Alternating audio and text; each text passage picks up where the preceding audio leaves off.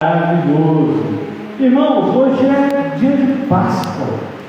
Hoje é segundo, até eu fiz questão de colocar isso até no boletim que você tem, dos seus irmãos, logo ali a Páscoa.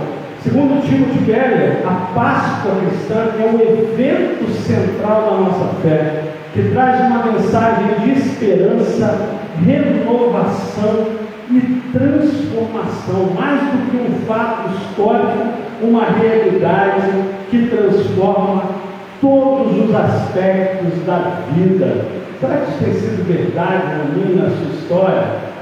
Porque às vezes fala assim, é o momento mais importante, é algo incrível. Mas será que para nós isso tem sido assim? Às vezes eu percebo, semana passada nós falamos aqui sobre a importância, justamente da iminente chegada da Páscoa. A gente falou, olha, a Páscoa está chegando, e nós vimos, e eu acredito que, como aconteceu comigo, eu acredito que aconteceu com vocês, ao longo da semana, a gente tem sempre aquela oportunidade de estar falando de Cristo com muito mais suavidade. O pessoal, nesse período, não é tão resistente, porque está chegando a Páscoa, aquela coisa, o pessoal entende, aceita quando você fala do Senhor Jesus. E não foi diferente, Tivemos aí a sexta da paixão, que traz a memória, o sacrifício propriamente dito, o martírio, a cruz. Tivemos aí o sábado de aleluia, o sábado silencioso, que é o período em que Jesus permaneceu morto. E hoje nós temos, enfim, a Páscoa propriamente dito, que é o momento da ressurreição. Então, para refletirmos nisso, convido você a abrir comigo, tem até ali no boletimzinho lá no final, Nosso texto hoje está em Mateus 28, vamos ler a partir do verso 5. Mateus 28 é o último capítulo de Mateus, está lendo, logo a gente já fica olhando ali para o Evangelho de Marcos. Mateus 28, vamos ler a partir do verso 5 ao verso 8. Mateus 28, do verso 5. Mateus 28, absoluto. Mateus 28.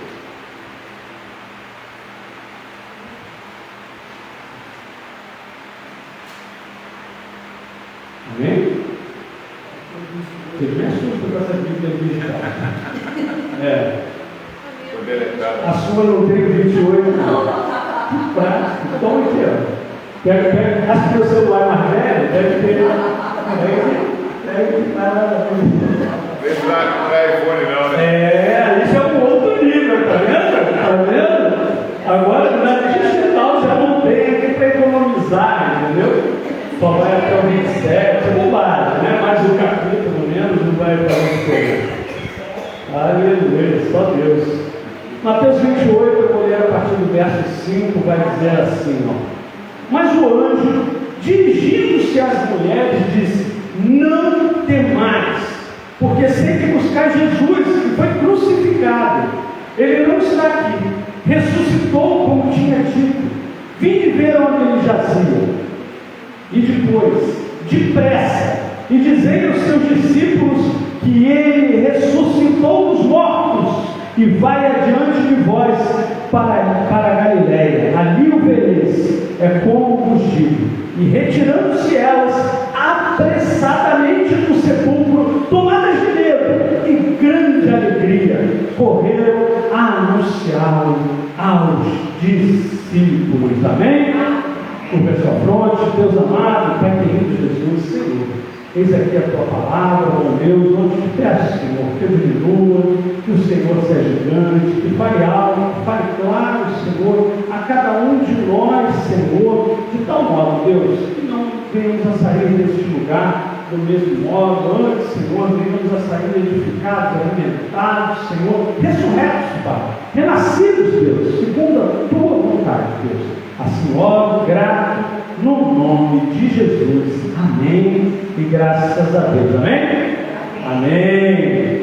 Então aqui nós estamos já no finalzinho, como disse, Jesus havia cumprido todo o seu ministério na terra, ele já havia anunciado as boas novas, havia formado um grupo consistente de discípulos, ainda que faltasse ainda ali a recuperaçãozinha de 40 dias, mas o fato é, a missão dele havia se cumprido. Jesus veio conforme as Escrituras prediziam, né? O Messias, o ungido de Deus, nós cantávamos ainda há pouco, o ungido de Deus, ele veio e conforme era determinado, conforme era necessário, ele deu a sua vida por nós.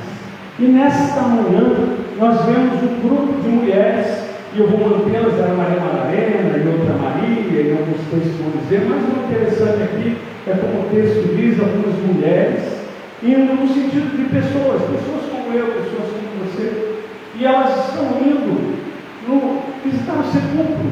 Como eu disse, o pior momento havia passado foi o sábado. A tortura na sexta-feira, poucos viram, poucos testemunharam, muitos tomaram conhecimento mais do que outros a partir da publicação dos evangelhos. Tirando João, a própria Maria, a mãe que estava ali presente, poucos testemunharam, Pedro ainda pegou um bom pedaço, mas o fato é que ele pagou o preço, e ali ele morre. Ele é crucificado às 9 horas da manhã, sexta-feira, e vem a hora para as 15 horas da tarde, os horários que eram ofertados, os sacrifícios do templo. Já viu um texto que fala, à medida que subia a fumaça do templo, Jesus crucificado, das 3 horas, quando mais uma vez sobre a fumaça, Jesus morto não pelos seus próprios pecados, morto pelos nossos pecados, mas ele havia dito que ele ressuscitaria no terceiro dia. Antes ele havia inclusive dito que o sinal que ele daria àquele povo era como o sinal de Jonas, que por 3 dias esteve como que morto na boca de um peixe. E muitos, eu acho interessante, foi um momento, um divisor de águas, eu quero que você entenda isso, porque Jesus fez prodígios e maravilhas ao ponto de muitos acharem que ele era o próprio Elias que havia retornado. Outros eram o novo profeta. Muitos que não conheciam, até mesmo achavam que era a continuidade do João. O fato é que ele fez coisas maravilhosas, impressionantes, surpreendentes, e que, como Nicodemos disse, ninguém poderia fazer aquilo se não fosse da parte de Deus. Mas o fato é, o divisor de águas está aqui, porque ainda que outros houvessem ressuscitado antes, e pouco antes nós temos o próprio Lázaro, né? Na semana passada nós falávamos disso. O próprio Lázaro, de 4 dias morto, foi ressuscitado pelo poder de Deus. Mas o fato é, alguém que se auto-ressuscitou, alguém que previu quando de fato ressuscitaria, isso a Escritura não tem por base. Você não tem, mas já aconteceu. Não, você não tem, é um feito inédito, quase que inconcebível. O texto diz que Jesus, ao longo de muito tempo, sempre falava: não importa que eu morra e ao terceiro dia ressuscite para a honra e glória de meu Pai. Mas o texto também vai dizer que isso era encoberto no entendimento dos seus discípulos. Eles não entendiam de fato o que ele estava falando, e eles sofreram. Isso é algo que eu e você precisamos entender. A gente conhece um spoiler, né? A gente sabe como é que a história acabou, mas eles viveram aqueles momentos de dor, de angústia, de tristeza. Os sonhos se desfizeram, tudo aquilo que tinha planejado. Eu costumo sempre lembrar que na última ceia, a última Páscoa ali com Jesus, né? O grupo deles estava celebrando animado. Eles estavam muito animados porque Jesus havia entrado em Jerusalém e sendo saudado. Tem o momento das palmas que são postas para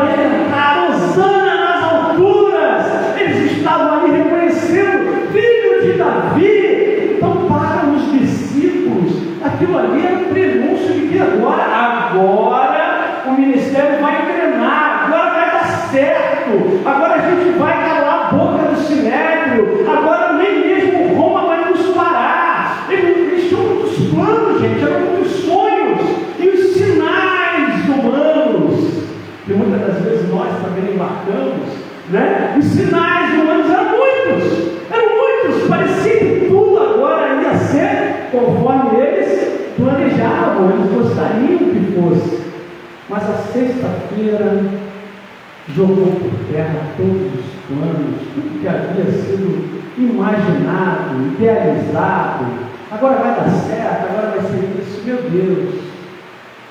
A começar da prisão do Senhor Jesus, que é onde você vai ver lá em João 16, que ele vai dizer: no mundo tereis aflições, né? Mas tem bom ânimo. Ele fala isso porque ele está pronunciando que os discípulos o deixariam só, o abandonariam como abandonaram, né? E isso nos faria sofrer muito, porque é inconcebível também que aconteceu com o próprio Senhor Jesus, aquele julgamento na madrugada, aquela tortura e aquela morte de cruz. Ele não cabia aquela sentença, aquilo tudo foi uma loucura, tirou o chão deles, eles realmente não sabiam mais o que fazer, como viver, para onde ir. Isso acontece com a gente, às vezes a gente não percebe, mas no nosso dia a dia a gente vai construindo coisas, né? A gente vai ansiando por coisas, seja em relacionamentos, seja às vezes no trabalho, seja às vezes até dentro do universo da própria igreja.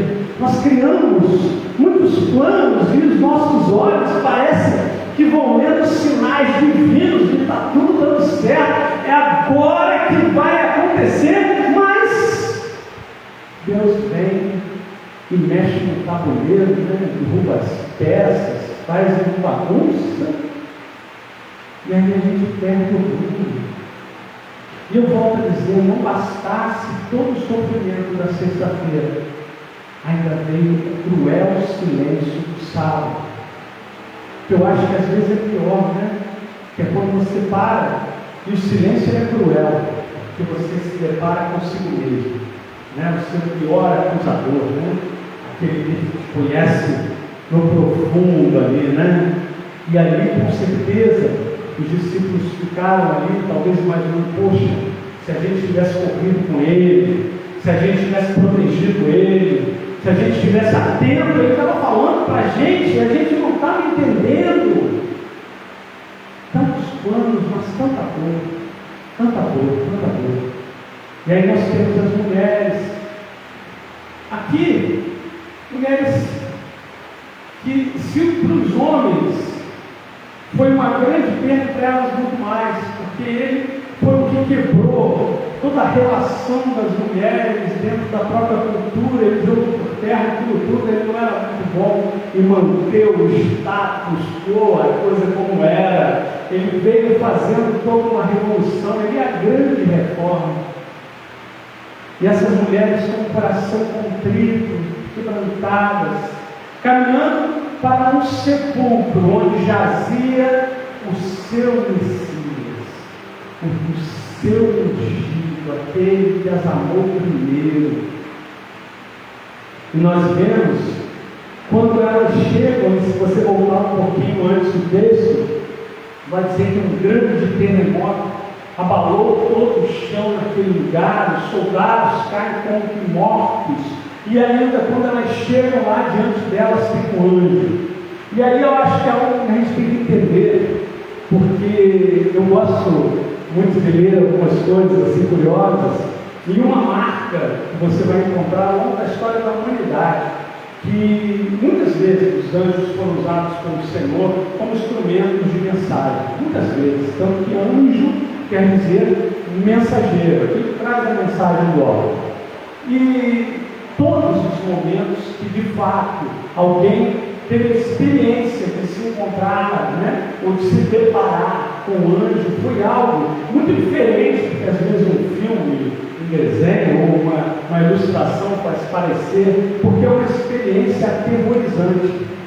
Todos que tiveram experiências, quando elas se deparam com algo sobrenatural, algo que não é deste mundo, é algo que não há explicação. O texto diz que ele tinha, quer ver? O aspecto do verso 3, o seu aspecto anjo era como de um relâmpago, e a sua veste alva como uma neve. Como é o aspecto de um relâmpago? É algo que não dá para explicar.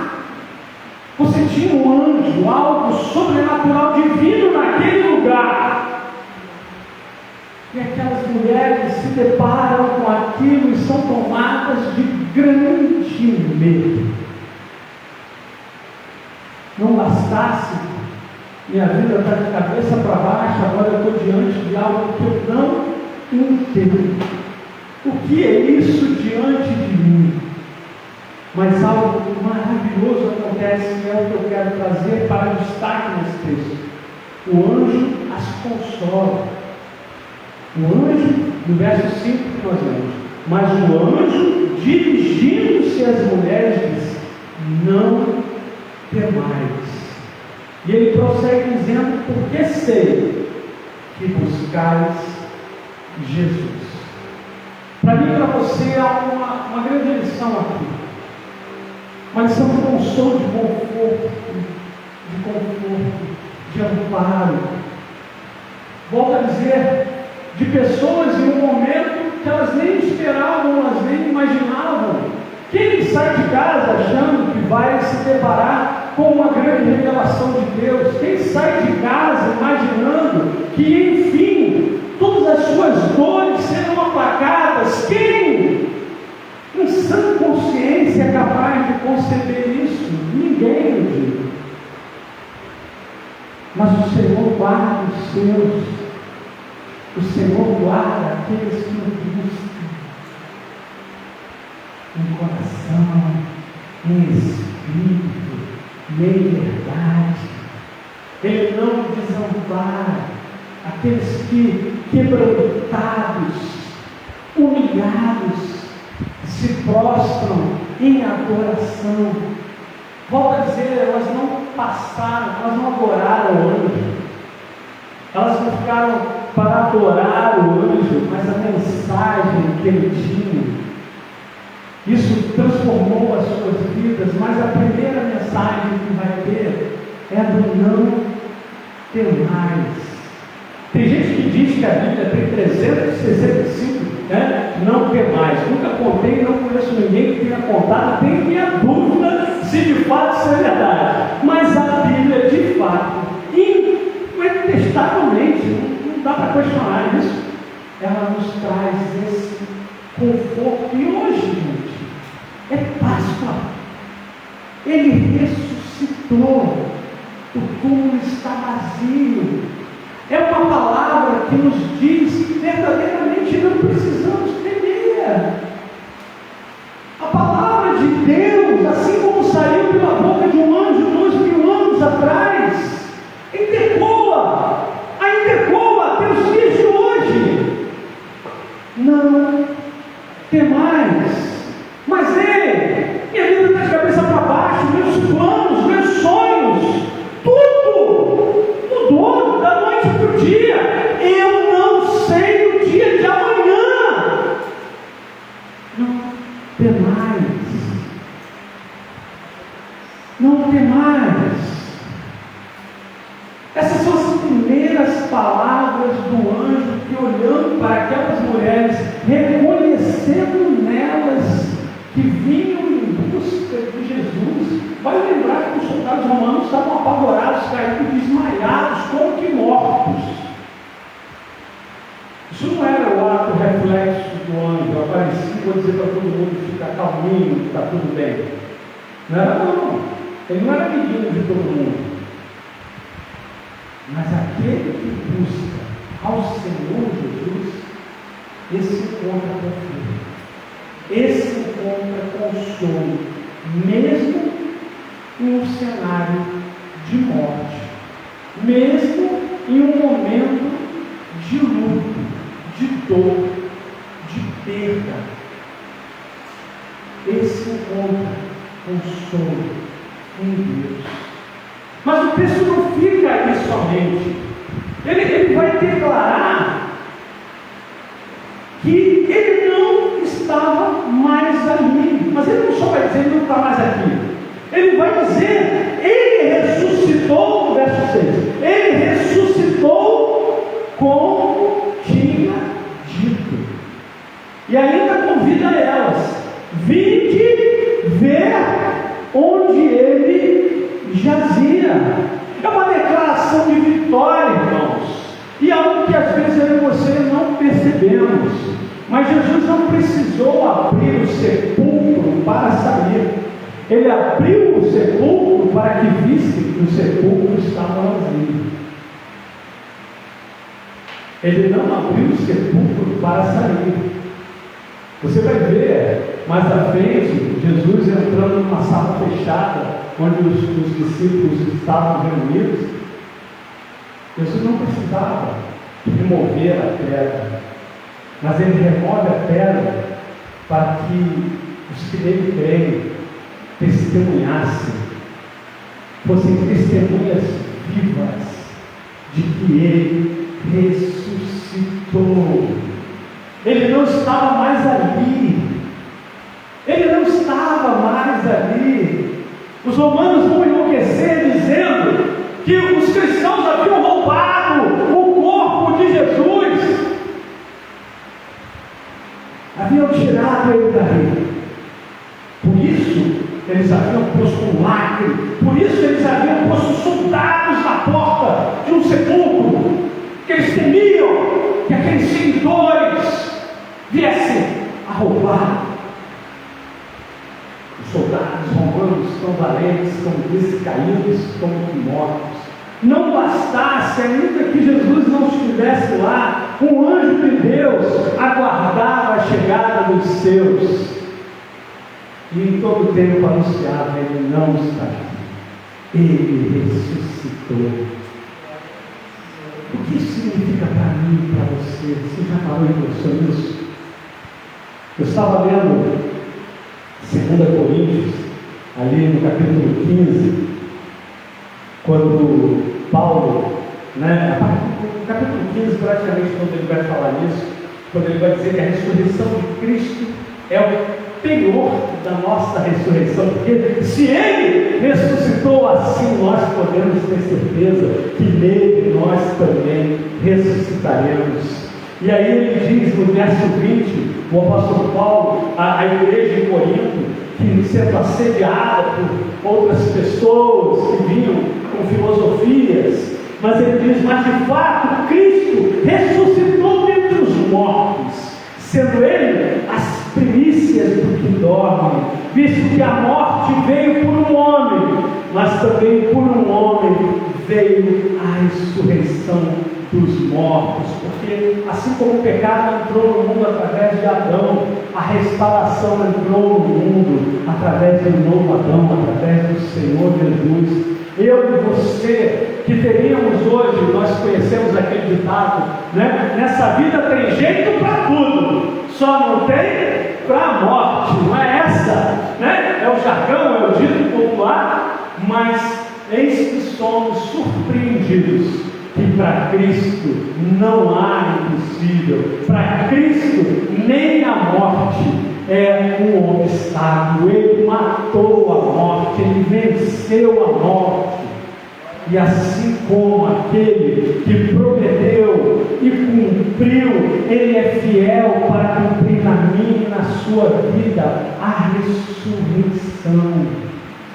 Mas nós não estamos somente presos à ressurreição do nosso corpo material, do fim dessa jornada, desse mundo. Não. Ele tem ressuscitado sonhos, ele tem ressuscitado planos. Irmãos, vale lembrar, como disse, Jesus ressuscita e depois por 40 dias ele ainda vai permanecer junto aos seus discípulos, trazendo à memória tudo aquilo que ele havia ensinado, mostrando para eles que de fato não era uma historinha, de fato ele era o Filho de Deus, o próprio Deus encarnado, revelado à humanidade, com mais sinais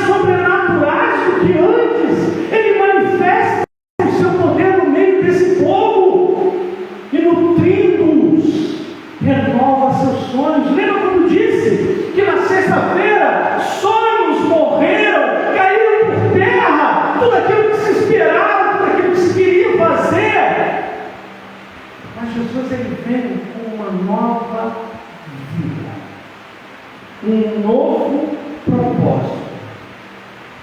Talvez os apóstolos, os seus discípulos mais chegados, como disse, o plano deles fosse tomar as sinagogas, dominar o templo, calar o sinédrio e, como eles sonhavam muito, expulsar os romanos.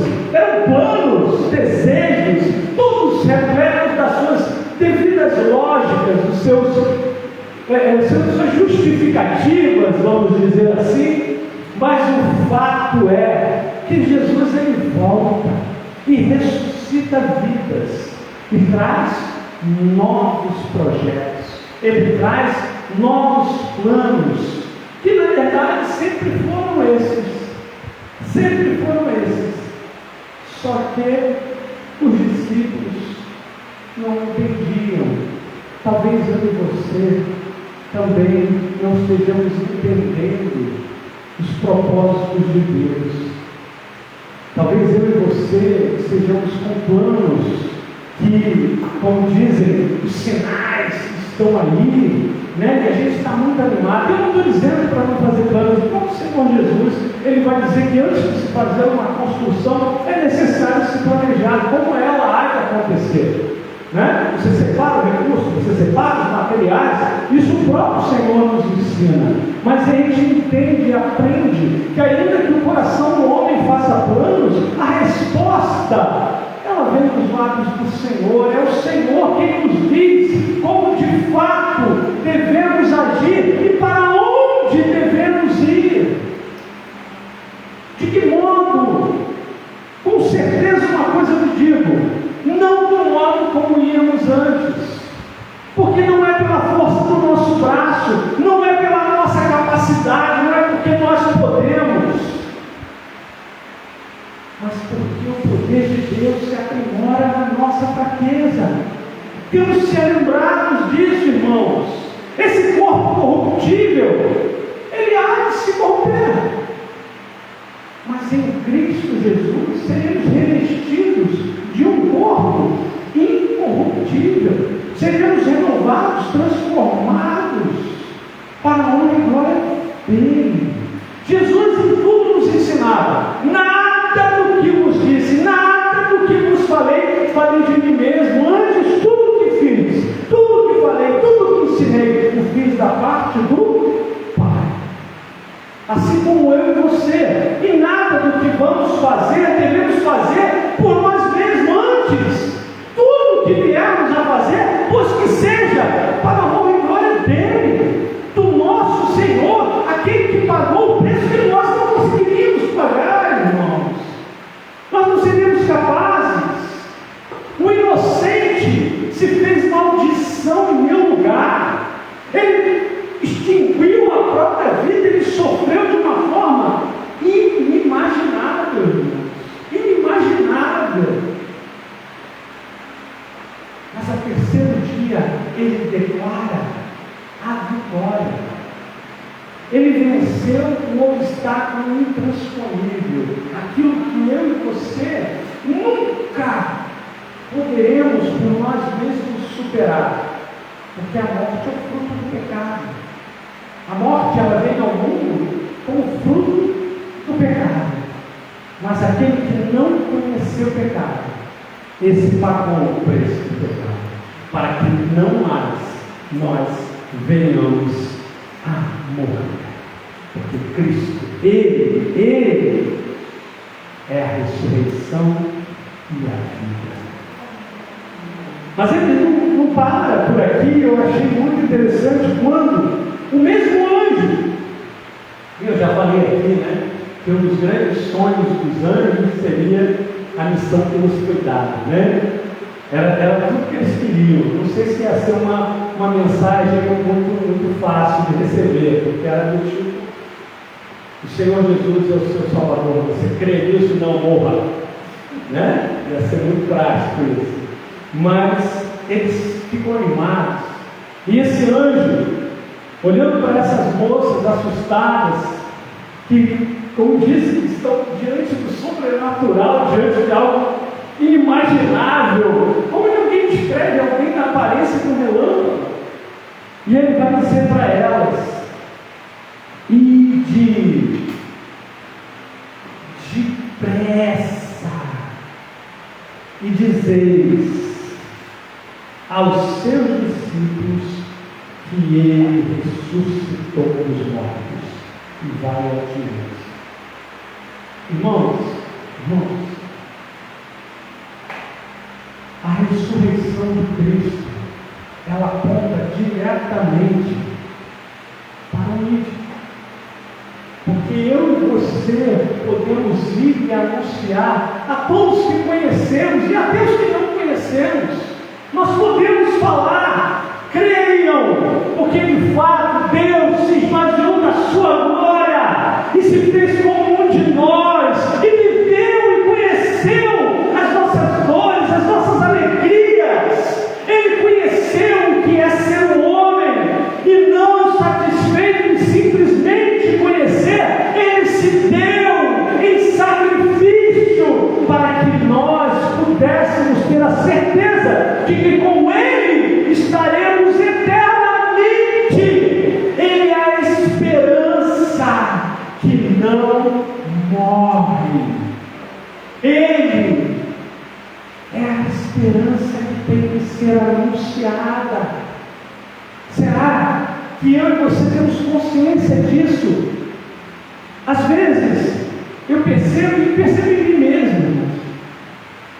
Às vezes a gente está tão satisfeito com esse resgate do Senhor Jesus, a gente está tão contentinho que Ele nos alcançou, nos tirou daquele treguetal de lama, nos tirou daquelas densas trevas, nos trouxe para a sua maravilhosa luz, nos trouxe para a sua presença, nos consolou, nos confortou, nos ampara, nos livra.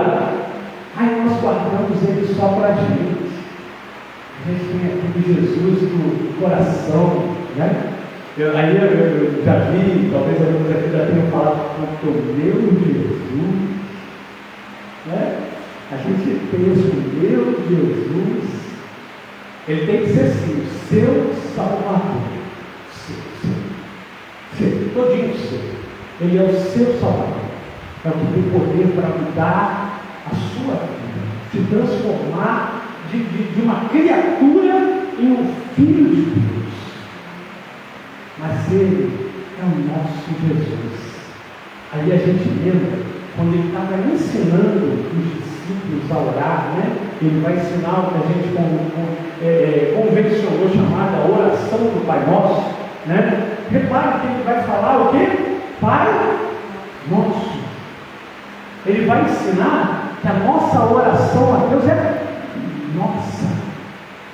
Ele trouxe uma boa nova para nós. A igreja, já falei inúmeras vezes, a igreja não sou eu, não é você não. A igreja somos nós. Ele é o cabeça, mas o povo que caminha nesse mundo, viu? Somos nós. E cabe a mim e a você anunciar essa boa nova que nos consola, que nos conforta, que colhe as nossas lágrimas no secreto do nosso quarto, porque muitos estão se perdendo e muitos estão sofrendo, porque não tem esse consolador, não conhecem, não sabem do que estamos falando, porque muitas das vezes estamos falando e eles não estão recebendo e vão dizer que isso é loucura, porque assim é a palavra de Deus, é loucura para os que se perdem, mas poder de Deus para os que são salvos. Eu não sei a história de cada um aqui, e eu fico maravilhado, irmãos, aqui sabe que eu acredito na soberania absoluta do nosso Senhor. Eu creio que cada um dos que está aqui foi escolhido a dedo por Ele para estar aqui nessa noite. Eu não vi isso, principalmente hoje, né, já à noite, esse dia de Páscoa, esse momento especial, como o Tio Keller disse, é o ápice. agora a gente, depois dessa mensagem, a gente entende por que a fé cristã traz uma mensagem de esperança, renovação e transformação. Porque é o próprio processo pedagógico, né? É a desconstrução para reconstruir. Ele destrói o que era velho e faz algo novo. Lavoisier, né, na ciência, vai dizer que nada se cria, tudo se transforma. E isso é propósito do próprio Deus. Ele alcançou as nossas vidas, não de forma aleatória, mas por amor. Eu e você fomos escolhidos filhos dele, nós fomos adotados. Nós fomos adotados. Ele olhou para nós, se apaixonou, mesmo a gente não valendo nada, mesmo a gente inimigo dele, ele olhou para nós, se apaixonou por nós, tirou todo o temor do nosso coração,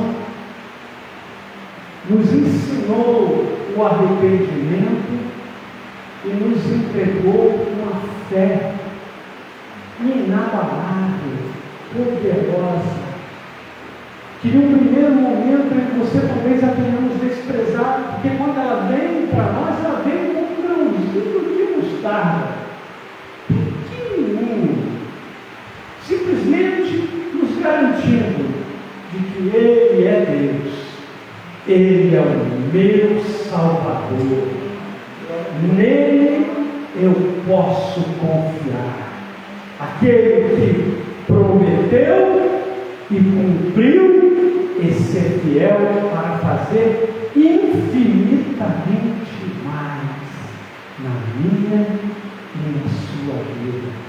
Que hoje, nesse momento de Páscoa, eu e você possamos verdadeiramente celebrar a ressurreição de Cristo dentro de nós. Na sequência, nós teremos agora um momento onde nós participaremos da ceia do Senhor. A ceia do Senhor, que é justamente algo tremendo, porque ela foi instituída justamente quando ele celebrava a última Páscoa, a Páscoa judaica. Ele encerra ela ali. E ele vai dizer que agora não é mais assim, porque agora nós tínhamos o seu corpo moído, e agora nós vamos ter o cálice da nova aliança, o seu sangue derramado na cruz. Ele pega algo que já tinha milênios, e ele chega e fala, agora é diferente. Agora nós celebramos no seu corpo, não mais o sangue de um cordeiro, mas daquele que se fez como cordeiro e que vai nos dar vida nova, porque em nós mesmos nós não temos vida. A vida que hoje nós temos é dada por Cristo. Então, já encerrando, eu já queria que você vá se preparando, nós vamos orar, vá se preparando para participar da ceia do Senhor. Essa ceia não é para aqueles que não têm pecado, tá bom? Eu já falei isso aqui outras vezes, eu gosto de reforçar. Se você é batizado, nascido das águas, se você congrega, faz parte do corpo de Cristo, e você tem entendimento de que você não é melhor do que ninguém, que o seu pecado não é pior do que o de ninguém, mas que você tem entendimento que você é a igreja que foi comprada pelo sangue do Cordeiro, avalie a si mesmo. Paulo disse isso porque em Corinto a igreja tinha transformado a ceia do Senhor em um momento carnal, cada um comia o que tinha, era uma carnalidade só. E aí ele vai trazer a memória de que quem quer comer, come em casa.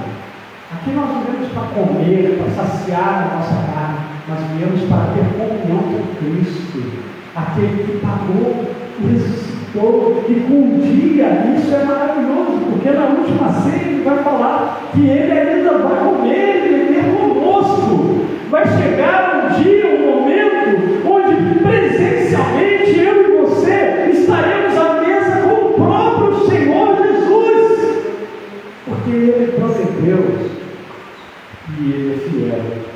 para cumprir. Amém? Eu vou fazer uma oração, pode encerrar a transmissão.